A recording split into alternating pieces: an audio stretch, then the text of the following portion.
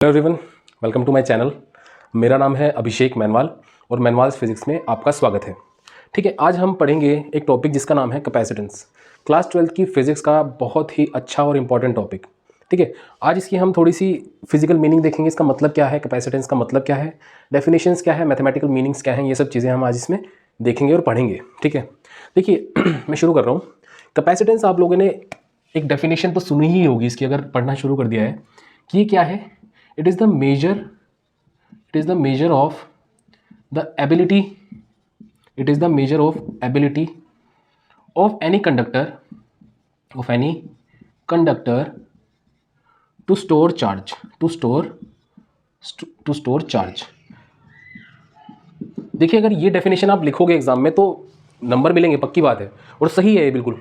लेकिन इसका हमें मीनिंग भी पता होना चाहिए कि जब हम बोल रहे हैं कि it is the measure of ability of any conductor to store charge, हमें समझ आ गया कि किसी चार्ज की एबिलिटी है वो कि किसी कंडक्टर की एबिलिटी है कि कितना चार्ज वो स्टोर कर पा रहा है। ठीक है, वो क्या है, कैपेसिटेंस है उस कंडक्टर की। ठीक है, लेकिन इसका एक हम ना समझेंगे कि मीनिंग क्या है इसका, हम बोल रहे हैं किस वजह से बोल रहे हैं, किस तरह से बोल रहे हैं, वो चीज़ें हम इसमें देखेंगे आगे लेक्चर में। ठीक है, अब देखिए, कैपेसिटेंस तो होगी प्रॉपर्टी एक, और जिस सब्सटेंस की, जिस ऑब्जेक्ट की कैपेसिटेंस की बात कर रहे हैं उस ऑब्जेक्ट को बोलते हैं कैपेसिटर। उस ऑब्जेक्ट को बोलते हैं कैपेसिटर। ठीक है, देखिए कैपेसिटर होता क्या है। कैपेसिटर बेसिकली होते अलग अलग तरीके से हैं, लेकिन उसका एक बेसिक स्ट्रक्चर है ना, जो वो क्या है, वो कुछ इस तरीके से है। मेरे पास एक मेटल की प्लेट ये होगी और एक मेटल की प्लेट यहाँ पे होगी। ये दोनों मेटल की प्लेट्स हैं और इनके बीच में एक डाइलेक्ट्रिक हमने रखा हुआ होगा। तो हम इस तरह के सिस्टम को बोल देते हैं कैपेसिटर। ठीक है, इस तरह के सिस्टम को बोल देते हैं कैपेसिटर। ये मेटल प्लेट्स आगे बैटरी या फिर कनेक्शन के साथ मतलब कनेक्टेड रहती हैं, इस तरीके से कनेक्टेड रहती हैं, और इस पूरे सिस्टम को हम बोल रहे हैं, इस चीज़ को हम बोल रहे हैं कैपेसिटर। और इस कैपेसिटर की ही ये प्रॉपर्टी है कैपेसिटेंस। और ये प्रॉपर्टी क्या है कि चार्ज को कितना वो अपने अंदर स्टोर कर पा रहा है, वो कैपेसिटेंस है। ठीक है, अब देखिए आप लोगों ने कैपेसिटेंस शायद अब पढ़ा हो जाके, लेकिन आप कैपेसिटर बचपन से देख रहे हैं, ये बात पक्का बोल रहा हूँ मैं। ठीक है, जैसे ये है मेरे पास, ये आप सभी लोगों ने देखा होगा। ये क्या है, ये पंखे में लगता है, फैंस में, जो सीलिंग फ़ैन होते हैं, जो वैसे टेबल फ़ैन होते हैं, उन सब में होता है ये चीज़। ठीक है, ये होता है कंडेंसर बोलते हैं वैसे इसको, लेकिन ये है कैपेसिटर ही। ठीक है, ये इसका हम आगे भी देखेंगे, इससे हम कुछ करेंगे जो हमें इस टॉपिक के बारे में बताने में हेल्प करेगा। ठीक है, ये कैपेसिटेंस ही है, कंडेंसर भी बोला जाता है इसको। ठीक है, अब देखिए कैपेसिटर की ना, जैसे बाकी चीज़ों की, अब कैपेसिटेंस क्या होगी, अब एक तरह से फिजिकल क्वांटिटी बन गई है, जैसे रेजिस्टेंस है, जैसे कंडक्टेंस है, इस तरह से कैपेसिटेंस भी क्या बन गई, एक फिजिकल क्वांटिटी बन गई है। अब अगर ये फिजिकल क्वांटिटी है तो इसकी कुछ यूनिट्स होंगी, तो इसकी यूनिट्स होती हैं, अगर हम इसकी एसआई यूनिट की बात करें, इसकी एसआई यूनिट होती है फैरेड। इसकी एसआई यूनिट होती है फैरेड, और इसको कैपिटल एफ से हम शो करते हैं। ठीक है, फैरेड इसकी एसआई यूनिट हो गई है, हमने एसआई यूनिट की बात कर ली। अब देखो इसका बेसिक मीनिंग समझने की हम बात करते हैं। ठीक है, ये तो हमने डेफिनेशन वाइज एक चीज़ देख ली कि हाँ हम किस चीज़ की बात कर रहे हैं, कौन सी प्रॉपर्टी उसकी है जिसकी हम बातचीत कर रहे हैं यहाँ पे। ठीक है, अब देखिए कैपेसिटेंस का मेन काम होता है, जो ये चार्ज स्टोर कर रहा है वो किस तरीके से करता है। मैं एक बिल्कुल ही जो बेसिक स्ट्रक्चर है कैपेसिटर का वो लेके चल रहा हूँ। वो क्या है, वही जो मैंने भी दो प्लेट्स बनाई, ये दो प्लेट्स बनाई और मैंने ये किसी बैटरी के साथ कनेक्ट कर दी। ये मैंने किसी बैटरी के साथ कनेक्ट कर दी। अब देखो जब ये बैटरी के साथ कनेक्ट हुई, ये भी एक मेटल प्लेट है और ये भी एक मेटल प्लेट है, ये किसी बैटरी के साथ जब कनेक्ट हुई तो यहाँ पे ये पॉजिटिव टर्मिनल है, ये पॉजिटिव टर्मिनल बैटरी का। ये क्या करेगा, इस मेटल सरफेस से इलेक्ट्रॉन्स अपनी तरफ खींचेगा, जब यहाँ से इलेक्ट्रॉन निकल के यहाँ पर चले जाएंगे तो सीधी सी बात है, इस पूरी प्लेट पर कैसा चार्ज आना चाहिए, पॉजिटिव चार्ज।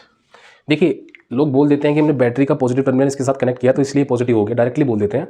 ठीक है, वो चीज़ सही है, लेकिन उसका रीज़न ये है कि ये पॉजिटिव टर्मिनल क्या करेगा, इस मेटल प्लेट में से इलेक्ट्रॉन्स अपनी तरफ अट्रैक्ट करेगा, तो उसके ऊपर नेट कौन सा चार्ज आ जाएगा, पॉजिटिव चार्ज आ जाएगा। क्योंकि इनिशियली क्या था, वो न्यूट्रल था, न्यूट्रल में से अगर हम नेगेटिव चार्ज निकाल लेंगे तो वो पॉजिटिवली चार्ज बचेगा। अब क्या होगा आगे, ये बैटरी का नेगेटिव टर्मिनल है, ये पॉजिटिव है और ये नेगेटिव है। अब ये नेगेटिव टर्मिनल इसके साथ जुड़ रहा है, अब ये यहाँ से इलेक्ट्रॉन्स इसको सप्लाई करेगा, यहाँ से इलेक्ट्रॉन्स इसको अगर इसे सप्लाई करेगा तो इनिशियली अगर ये न्यूट्रल था, जिसके पास इलेक्ट्रॉन्स आ गए तो नेगेटिवली चार्ज हो गया ये, तो ये वाली प्लेट नेगेटिवली चार्ज होगी। अब देखो कैपेसिटेंस को हमने क्या बोला, कैपेसिटेंस क्या है, किसी भी कैपेसिटर की एबिलिटी है, कौन सी एबिलिटी, जो चार्ज को स्टोर करने में हेल्प करती है, मतलब वही उसकी एबिलिटी है चार्ज को स्टोर करने की। ठीक है, उसको कैपेसिटेंस बोल रहे हैं। अब जब इसके साथ हमने इसको कनेक्ट किया तो यहाँ पर चार्ज आ गया, यहाँ पर भी चार्ज आ गया, तो एक तरह से चार्ज वहाँ पे मतलब स्टोर हो गया। ठीक है, और उसी को हम कैपेसिटेंस बोल रहे थे। अब जब तक ये बैटरी इसके साथ कनेक्टेड है, ये कंप्लीटली चार्ज कब कहलाएगा, ये कंप्लीटली चार्ज कब कहलाएगा, जैसे मैंने इसके साथ बैटरी कनेक्शन किया है बैटरी का, तो यहाँ से यहाँ पे पॉजिटिव चार्ज आ गया पूरा, यहाँ पे नेगेटिव चार्ज आ गया पूरा, तो एक तरह से बोलेंगे कि चार्ज इस पर स्टोर हो गया है। ठीक है, अब अगर ये चार्ज सपोज मेरे पास इस बैटरी की पोटेंशियल V है, ठीक है, अब अगर इसकी अभी पोटेंशियल V है और नेक्स्ट टाइम सपोज ये 5 यूनिट्स है, 5 यूनिट्स है, और इस 5 यूनिट्स की वजह से 5 यूनिट ही यहाँ पे चार्ज एक्यूमुलेट हो गया इन प्लेट्स पे। मैंने ये थोड़ी देर में बढ़ाकर पोटेंशियल 10 यूनिट्स कर दिया। तो भाई जब मैंने यहाँ पे बैटरी का पोटेंशियल बढ़ा दिया है तो मेरा इस पर चार्ज भी बढ़ना चाहिए। जब मेरा पोटेंशियल बढ़ेगा तो ये और ज़्यादा यहाँ से इलेक्ट्रॉन्स को अट्रैक्ट करेगा और ज़्यादा पॉजिटिव चार्ज आएगा। तो नेक्स्ट केस में फिर यहाँ पे 10 यूनिट चार्ज कलेक्ट हो जाएगा, यानी 10 यूनिट चार्ज एक्यूमुलेट हो जाएगा यहाँ पे। ठीक है, तो जैसे जैसे मैंने पोटेंशियल बढ़ाई वैसे वैसे मेरा चार्ज भी बढ़ रहा है, यानी चार्ज का जो स्टोर हो रहा है वहाँ पर जाके वो भी बढ़ रहा है। इसका मतलब क्या है, जो चार्ज जो ये इस पर आ रहा है, स्टोर हो रहा है, वो किसके प्रोपोर्शनल है भाई, वो तो यार इस पोटेंशियल के प्रोपोर्शनल है, इस पोटेंशियल के प्रोपोर्शनल है। यानी ये मेरे पास एक सीधी सी बात आ गई है, ये मेरे पास एक सीधी सी बात आ गई है कि अगर मैं पोटेंशियल को बढ़ाऊंगा तो मेरा जो चार्ज वहाँ पे स्टोर हो रहा है वो भी बढ़ेगा। अब जहाँ भी दुनिया में किसी भी इक्वेशन में प्रोपोर्शनलिटी का साइन आता है तो हम उसको हटाते हैं भाई, और जब उसको हटाते हैं तो वहाँ पे कांस्टेंट आता है। इस केस में वो कांस्टेंट C आ गया है, Q इक्वल्स टू CV। यहाँ से C आ गया Q अपॉन V। इस C को ही बोलते हैं कैपेसिटेंस, इस C को ही बोलते हैं कैपेसिटेंस। बिल्कुल ठीक है, इस C को ही बोलते हैं कैपेसिटेंस। एक मिनट, जस्ट अ सेकेंड। ठीक है, अब देखो ये मेरे पास C आ गया, ये मेरे पास C की वैल्यू आ गई Q अपॉन V। तो यहाँ से भी मैं कैपेसिटेंस को एक मैथमेटिकल डेफिनेशन टाइप दे सकता हूँ। तो C क्या है, कैपेसिटेंस क्या है, अगर मैं यहाँ पे V की वैल्यू 1 वोल्ट रखता हूँ तो कैपेसिटेंस क्या हुआ फिर, कैपेसिटेंस क्या है, it is the charge required to raise the potential by 1 volt. ठीक है, तो अगर ये बोल रहा हूँ और जो हमने पहले डेफिनेशन लिखी थी वो बोल रहा हूँ कैपेसिटेंस की, एबिलिटी टू स्टोर चार्ज, ये दोनों ही ठीक है। हमने यहाँ पे क्या देखा कि जो चार्ज था वो किसके डायरेक्टली प्रोपोर्शनल था, उस पोटेंशियल के। अगर हम पोटेंशियल बढ़ा रहे हैं तो चार्ज जो स्टोर हो रहा है इसके ऊपर वो भी बढ़ रहा है। तो इसका बेसिक मीनिंग हमने समझ लिया, और यहाँ से हमारे पास ये C का मैथमेटिकल एक्सप्रेशन भी आ गया है, C equals to Q upon V। अब देखो एक बहुत बढ़िया चीज़ होगी, अब इसमें बहुत अच्छी सी चीज़ होगी। क्या होगी वो, अब देखो, अब अगर मैं बोल रहा हूँ कि भाई मैंने जब इस पर बैटरी लगाई तो ये चार्जिंग हो रही है इसकी, और ये चार्जिंग किस लिमिट तक होगी, जब तक ये पूरा कंप्लीटली चार्ज नहीं हो जाएगा। जैसे ही कंप्लीटली चार्ज हो जाएगा तो यहाँ से इस पर चार्ज एक्यूमुलेशन बंद हो जाएगा, उसके बाद उस पर चार्ज नहीं आएगा। और कंप्लीटली चार्ज होने का मतलब यही है। इसका एग्जांपल सीधा सीधा हम समझते हैं। जैसे इनिशियली मैंने इस कनेक्शन में यहाँ पे एक बल्ब लगा दिया है, इस कनेक्शन में मैंने यहाँ पे बल्ब लगा दिया। अभी मैंने क्या किया है, अभी मैंने इसका स्विच क्लोज नहीं किया है, अभी इसका स्विच क्या है, ओपन है, इस तरह से ओपन स्विच है इसका। तो अभी तक तो कोई चार्ज एक्यूमुलेट नहीं होगा यहाँ पे, क्योंकि स्विच ही बंद है। ठीक है, अभी कोई भी चार्ज एक्यूमुलेट यहाँ पे नहीं होगा। अब देखो, अब मैं क्या करता हूँ, अब मैं स्विच को क्लोज कर रहा हूँ। जैसे ही मैंने स्विच को क्लोज किया तो इस सर्किट में करंट फ्लो होना शुरू हो जाएगा, और जैसे ही करंट फ्लो होगा तो ये बल्ब भी जलना शुरू हो जाएगा। देखो, अब देखो इसमें क्या होगा, जैसे ही हमने ये स्टार्ट किया तो ये बल्ब एकदम से ग्लो करेगा, और जैसे जैसे टाइम बीतेगा तो ये बल्ब ग्लो कर रहा है तो यहाँ पे चार्ज जाना शुरू हो जाएगा। थोड़े थोड़े टाइम में यहाँ पे चार्जेस जाने शुरू हो जाएंगे, और एक टाइम आएगा जब ये कंप्लीटली चार्ज हो जाएगा। और जैसे जैसे ये चार्ज होगा ना, वैसे वैसे इसका जैसे जल रहा है ना बल्ब, तो ये डिम होता जाएगा, और एक टाइम पे आके ये बंद हो जाएगा जैसे ये कंप्लीटली चार्ज हो जाएगा। ठीक है, अब क्या हुआ, कैपेसिटर फुल्ली चार्ज हो गया है। अब अगर मैं यहाँ से ये बैटरी हटाऊँ, मैंने यहाँ से बैटरी हटाई जिसकी पोटेंशियल क्या थी, V थी। अब जो यहाँ पे चार्जेस आए हैं, यहाँ पे चार्ज का डिफरेंस है, यहाँ पॉजिटिव चार्ज है, नेगेटिव चार्ज है, तो इन चार्जेस की वजह से भी यहाँ पे एक पोटेंशियल होना चाहिए, और वो पोटेंशियल वही होगा जो हमने बैटरी से दिया था। उतना ही पोटेंशियल यहाँ पे क्रिएट हो जाएगा, पोटेंशियल डिफरेंस, यानी V यहाँ पे क्रिएट हो जाएगा। अब देखो, जब यहाँ पे पोटेंशियल डिफरेंस है, देखो कितनी इंटरेस्टिंग बात है, जब यहाँ पे पोटेंशियल डिफरेंस है तो इस पोटेंशियल डिफरेंस की हेल्प से हम इस बल्ब को ग्लो करा सकते हैं कि नहीं करा सकते हैं? बिल्कुल करा सकते हैं। वो होगा कैसे, देखो जब यहाँ पे पोटेंशियल है, अगर मैं ये कनेक्शन यहाँ से पूरा कर दूँ वायर का, तो यहाँ पर ये बल्ब ग्लो करेगा और पक्का करेगा। और कब तक करेगा, जब तक ये प्लेट्स पे से चार्ज पूरा डिस्चार्ज ना हो जाए, इन प्लेट्स पे से चार्ज डिस्चार्ज ना हो जाए तब तक ये ग्लो करेगा। ये बहुत मतलब छोटा सा प्रोसेस होगा, हम अभी करेंगे, ये अभी हम करेंगे, इंटरेस्टिंग यही है यहाँ पे। तो जैसे ही मैं इस कनेक्शन को यहाँ पे पूरा करूँगा, वैसे ये बल्ब यहाँ एक बार ग्लो करेगा और एकदम से फिर बंद हो जाएगा, और एकदम से फिर बंद हो जाएगा। कब तक जलेगा ये, जब तक ये पूरा चार्ज इस पे से डिस्चार्ज नहीं होगा। ठीक है, ये पूरा चार्ज इस पे से डिस्चार्ज नहीं होगा। अब देखो ये एक्सपेरिमेंट हम यहाँ पे कर सकते हैं इजीली। ये देखो ये मैंने ये पूरा ये बोर्ड एक बैटरी के साथ कनेक्ट किया हुआ है। ये बोर्ड मैंने बैटरी के साथ कनेक्ट किया हुआ है। ये मेरे पास क्या है, ये मेरे पास है ये कैपेसिटर। ठीक है, ये कैपेसिटर के दो टर्मिनल से एक ये। ठीक है, अब अगर ये दो टर्मिनल्स हैं कैपेसिटर के और ये मैंने बैटरी के साथ कनेक्ट किया हुआ है, बैटरी थोड़ा दूर है इसलिए मैंने उसमें से तार निकाल के इसके साथ कनेक्ट कर दिया है। ठीक है, अब अगर मैं इसको यहाँ पे इसके साथ बैटरी से चार्ज करूँगा तो क्या होना चाहिए, चार्जिंग होनी चाहिए।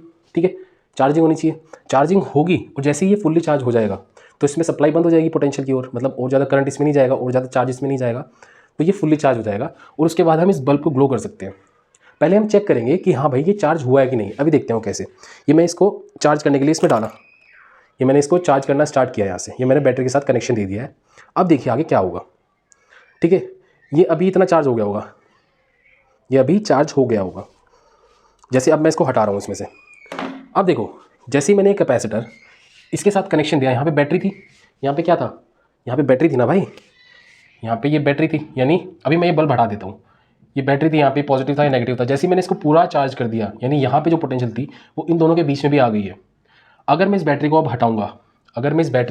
अब हटाऊँगा, तो अगर यहाँ से मैं ये तार यहाँ पर जोड़ूँ तो मुझे एक स्पार्क मिलना चाहिए। अभी मैं बल्ब नहीं लगा रहा हूँ, बल्ब नेक्स्ट केस में लगाएंगे। अगर मैं ये तार यहाँ से यहाँ तक जोड़ूँ तो मुझे स्पार्क मिलना चाहिए। वो स्पार्क क्यों होगा, क्योंकि यहाँ पे पॉजिटिव चार्ज है, यहाँ पे नेगेटिव चार्ज है, एक पोटेंशियल डिफरेंस है।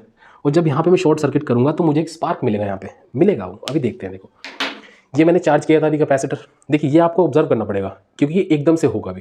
ठीक है, 1 2 3 स्पार्क मिलना चाहिए और ये मिलेगा स्पार्क। ठीक है, स्पार्क मिला तो ये क्या हो गया था, ये चार्ज हो गया था। ये इतना ही होगा, ये इससे ज़्यादा नहीं होगा, एकदम से डिस्चार्ज हो गया। जैसे ही मैंने यहाँ पे कनेक्शन दिया, वो एकदम से डिस्चार्ज हो गया है। ठीक है, वो डिस्चार्ज मतलब भाई हमारा जो स्पार्क हुआ वो, यानी हमें पता लगा कि चार्जिंग हुई थी और स्पार्क लगने के बाद वो डिस्चार्ज हो गया है। तो ये एक बेसिक अंडरस्टैंडिंग थी किसकी, कैपेसिटर और कैपेसिटेंस की। ठीक है, अब देखो हमें इसकी एक प्रॉपर मैथमेटिकल एक्सप्रेशन भी चाहिए होगा, एक प्रॉपर मैथमेटिकल एक्सप्रेशन भी हमें इसका चाहिए होगा।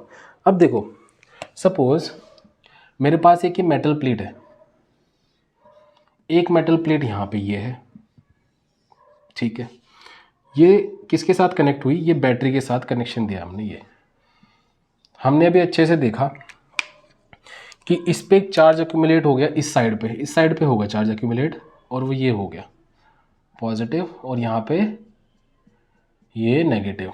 ठीक है, ये पॉजिटिव टर्मिनल था, ये नेगेटिव टर्मिनल था। इन दोनों के बीच में सपोज डिस्टेंस d है। अभी इन दोनों के बीच में कोई भी डाइलेक्ट्रिक नहीं डाला है मैंने। अभी सिंपल हम मैथमेटिकल एक्सप्रेशन की बात करेंगे। जब मैंने कोई भी डाइलेक्ट्रिक नहीं डाला है इसमें, और इसके बीच में जब ये चार्ज हो जाएगा, यहाँ पे पॉजिटिव आ जाएगा, यहाँ पे नेगेटिव आ जाएगा, और इन दोनों के बीच में एक पोटेंशियल डिफरेंस क्रिएट हो जाएगा जिसको हम v बोल रहे हैं।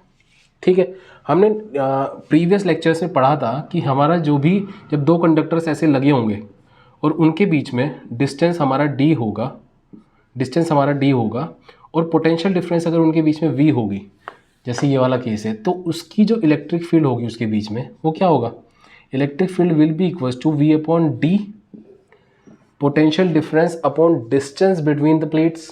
ये हमने लास्ट लेक्चर में पढ़ा हुआ है, लास्ट लेक्चर आप देख सकते हैं, वो छोटा सा ही पार्ट है इसमें। यानी इलेक्ट्रिक फील्ड क्या हो गई, ये हो गई E is equals to v upon T.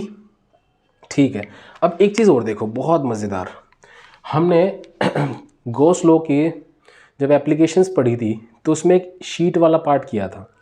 जब शीट पे एक तरफ चार्ज आ गया पूरा, जब शीट पे एक तरफ चार्ज आ गया तो एक तरह से शीट का ही काम कर रहा है। इस शीट पे चार्ज की वजह से इस पॉइंट पे अगर मैं इलेक्ट्रिक फील्ड निकालूंगा, इस पॉजिटिव चार्ज की वजह से इलेक्ट्रिक फील्ड की डायरेक्शन क्या होगी, ये होगी E पॉजिटिव। ठीक है, अगर मैं इसी पॉइंट पे इस नेगेटिव चार्ज की वजह से इलेक्ट्रिक फील्ड देखूंगा तो वो उसकी तरफ ही होगी, तो यानी नेगेटिव चार्ज की वजह से भी इलेक्ट्रिक फील्ड की डायरेक्शन क्या होगी, इधर ही होगी, और E माइनस उसका मैग्नीट्यूड होगा। ठीक है, अगर मैं सिर्फ मैग्नीट्यूड की बात करूँ, अब अगर मैं बोलूँ कि जो ये चार्जेस हैं, जो ये प्लेट्स हैं इनका जो एरिया है, जो ये प्लेट्स हैं इनका जो एरिया है वो ए है, ठीक है। और इनके ऊपर चार्ज जो एक्यूमुलेट हुआ वो प्लस क्यू और इधर माइनस क्यू एक्यूमुलेट हुआ, ठीक है।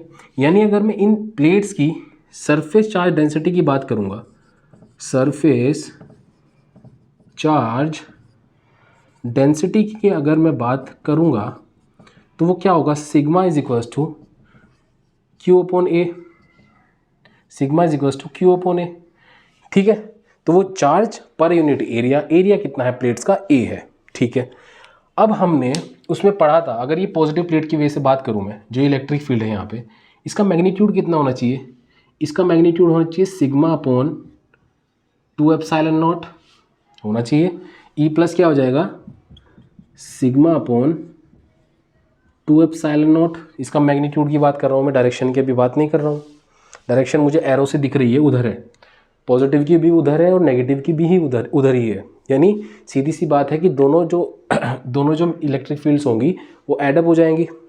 और ई माइनस की वजह से क्या होगी इलेक्ट्रिक फील्ड, वो भी सिग्मा अपॉन 2 एप्सिलॉन नॉट हो जाएगी। मैग्नीट्यूड की बात कर रहा हूँ सिर्फ अभी, डायरेक्शन मुझे पता है एक तरफ है तो दोनों ऐड होंगी, ये बात सच्चाई है, ठीक है।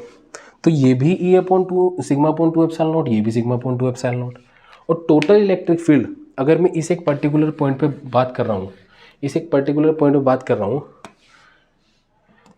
तो टोटल ई टोटल से दिखा देता हूँ इसको, और वो कितनी होगी, वो sigma upon 2 epsilon not plus sigma upon 2 epsilon not, ठीक है। सिग्मा अपॉन 2 एप्सिलॉन नॉट और सिग्मा अपॉन 2 एप्सिलॉन नॉट, तो ये सिग्मा अपॉन एप्सिलॉन नॉट आ जाएगा। तो ई टोटल मेरे पास इतना हो गया। और ई टोटल मतलब इन दोनों प्लेट्स के बीच में इलेक्ट्रिक फील्ड जो है वो मेरी इतनी आ गई, सिग्मा अपॉन एप्सिलॉन नॉट। और अभी हमने एक और चीज़ बोली थी कि इन दोनों प्लेट्स के बीच में इलेक्ट्रिक फील्ड कितनी थी, वो क्या थी, वी अपॉन डी थी। ये ई और ये ई सेम है क्योंकि प्लेट्स के बीच की इलेक्ट्रिक फील्ड है, तो इन दोनों को इक्वेट कर देते हैं। तो यानी V upon D equals to sigma upon epsilon naught. Sigma मेरा क्या था, charge per unit area Q upon A, तो यहाँ पे क्यू अपॉन ए रख देते हैं, तो Q upon a epsilon not, ठीक है। यानी मेरे पास फाइनल एक्सप्रेशन क्या आ गया है, v upon D equals to Q upon a epsilon naught, q upon a epsilon not.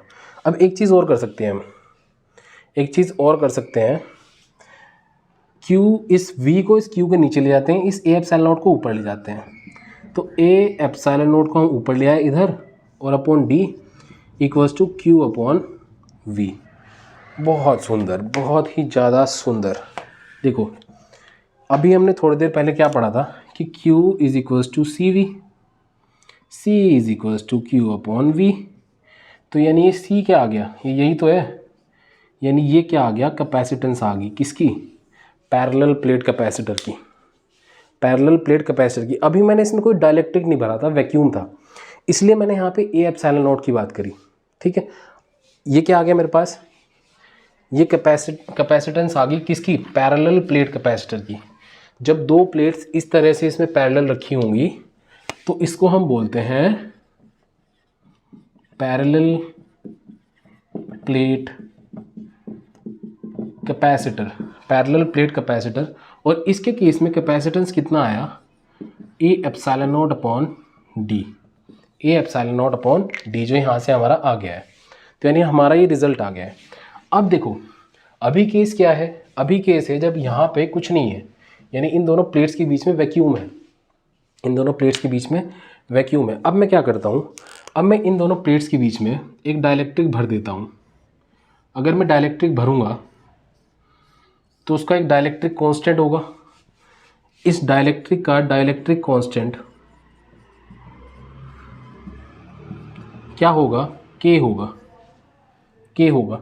जब हम कूलम्ब्स लॉ पढ़ रहे थे और हमारे पास केस आता था कि बीच में कोई मीडियम है, यहाँ पे भी तो एक डाइलेक्ट्रिक का मीडियम है ना, तो उस केस में हम एप्सिलॉन नोट की जगह क्या इस्तेमाल करते थे, एप्सिलॉन, एप्सिलॉन नोट की जगह एप्सिलॉन इस्तेमाल करते थे।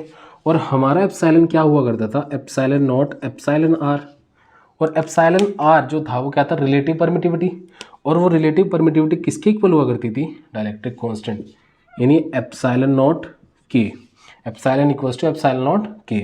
यानी अब मैंने इसमें जब डाइलेक्ट्रिक भर दिया, एक मीडियम मेरा बीच में आ गया, तो मुझे इस एप्सिलॉन नॉट की जगह क्या इस्तेमाल करना चाहिए, एप्सिलॉन।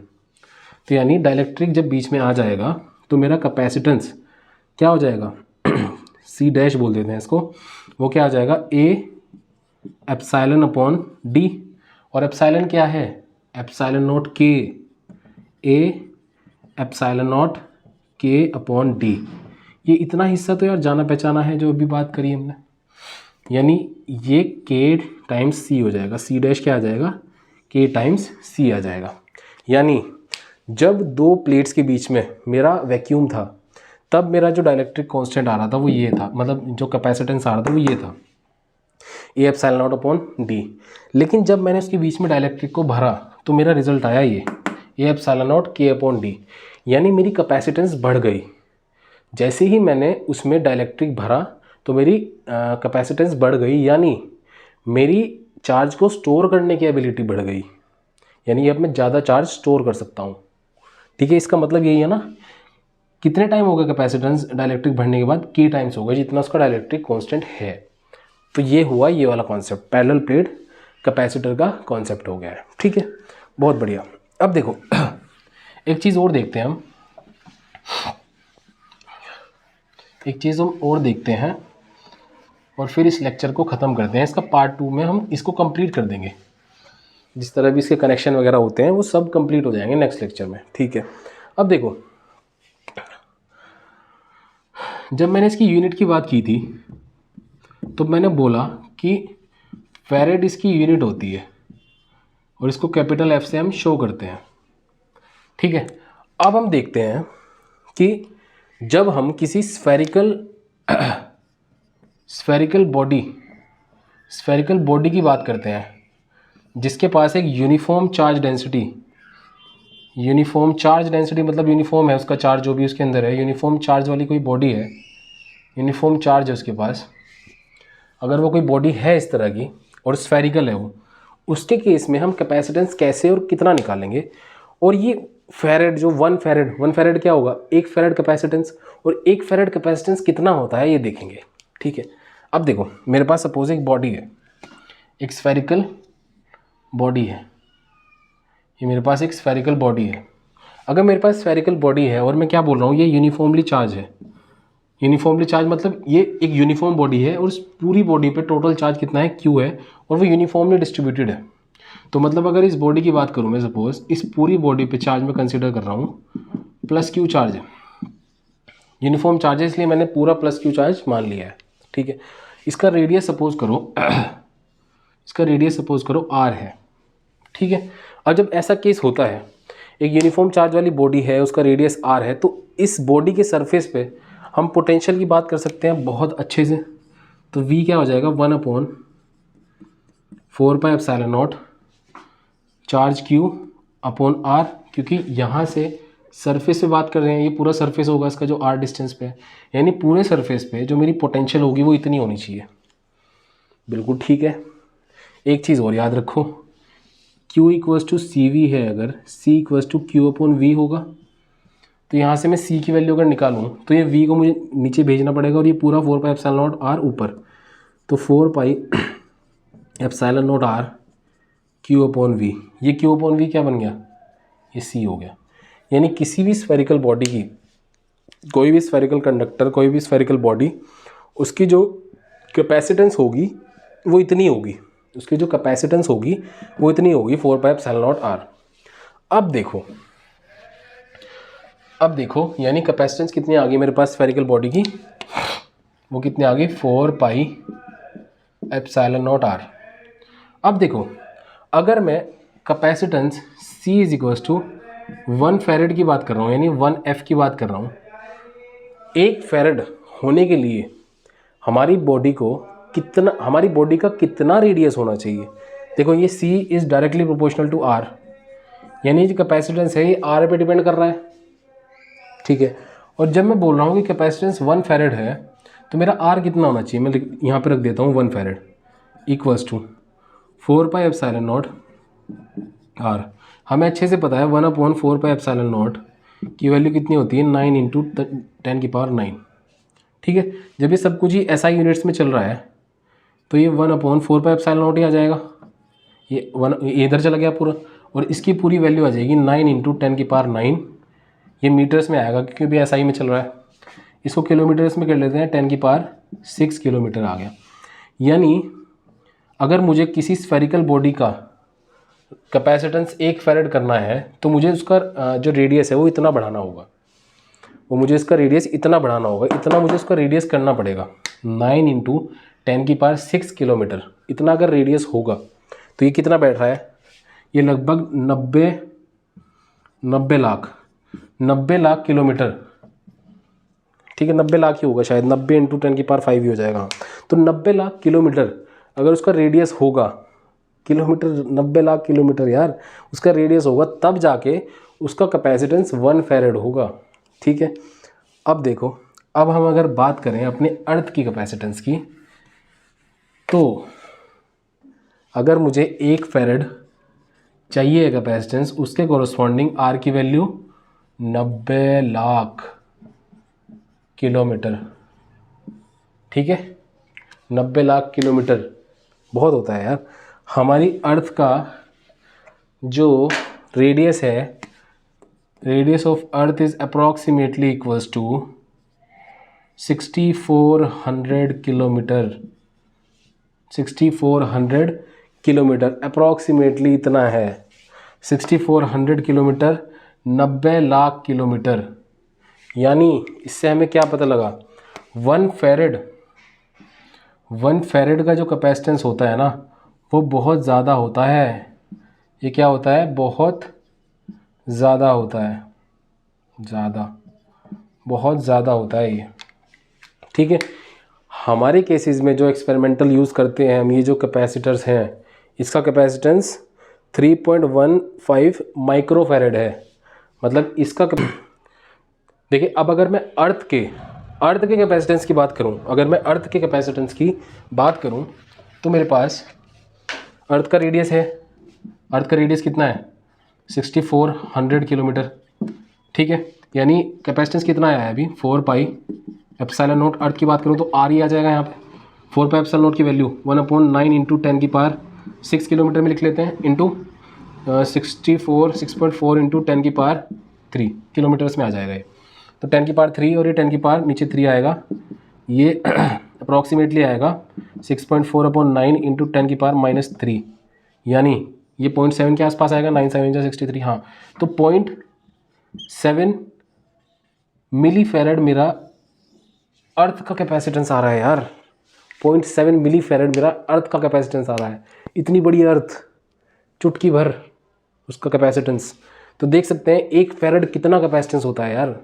इतनी बड़ी अर्थ है, 6400 किलोमीटर रेडियस है इसका, उसका कैपेसिटेंस 0.7 मिली फैरेड, चुटकी है कि नहीं। तो 1 फैरेड बहुत ज़्यादा, 1 फैरेड कितना बहुत ज़्यादा होता है यार, बहुत ज़्यादा कैपेसिटेंस होता है 1 फैरेड। ठीक है, हमने देख लिया। यानी जो नॉर्मल हमारी जो कैपेसिटर्स होते हैं, इसीलिए इनमें माइक्रो फैरेड के वो हैं भाई। अर्थ का ही मिली में आ रहा है तो इनका माइक्रो है, फिर भी ये बहुत इज्जत बचा रहे हैं अपनी। ठीक है, होपफुली आप लोगों को ये समझ आया होगा, और थैंक यू सो मच। और हो सके तो अपने दोस्तों को रिकमेंड करिए अगर अच्छा लगे तो, और हो सके तो सब्सक्राइब भी कर लेना। और थैंक यू सो मच, धन्यवाद, टेक केयर, नमस्ते, बाय बाय।